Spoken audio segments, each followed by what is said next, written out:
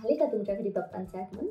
चला तर मग आज आपण जाणून घेणार आहोत पुण्याचे ग्रामदैवत असलेल्या कसबा गणपती मंदिराविषयी.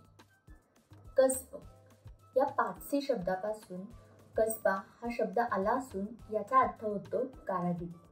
कसबा गणपतीचा जयती गजानन असाही उल्लेख सापडतो. ज्याच्या आशीर्वादाने जय किंवा यश प्राप्ती होते असा जयती गजानन. कसबा गणपती हा तांदळा स्वरूपात आहे. तांदळा म्हणजे अवयवरहित व आकाररहित देव. तो आधी लहान होता पण शेंदूर लावून तो मोठा झाला आहे असं म्हणतात. 5 फूट उंचीच्या या तांदळाच्या डोळ्यांमध्ये हिरे आणि नाभीमध्ये माणके ही रत्ने बसवलेली आहेत. शहाजीराजे जिजाऊ व शिवराय पुण्यामध्ये असताना हे मंदिर बांधले गेले. रोज अर्धा शेर तेल नंदादीपासाठी या मंदिरास द्यावे असा आदेश छत्रपती शिवाजी महाराज यांनी दिला होता.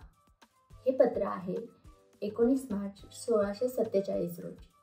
पण त्याहीपेक्षा जुना उल्लेख निजामशाहीतील एका द्वैवार्षिक फरमानात आढळतो. त्या पत्रात निजामशहाने या देवस्थानातील मोरेश्वरास दिवाबत्ती, ऊद आणि शेंदुरासाठी इनाम दिला आहे.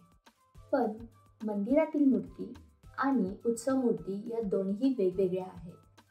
पुण्याचे ग्रामदैवत कसबा गणपती आणि तांबडे जोगेश्वरी आहे. उद्या आपण आणखी एका गणपतीविषयी माहिती घेणार आहोत.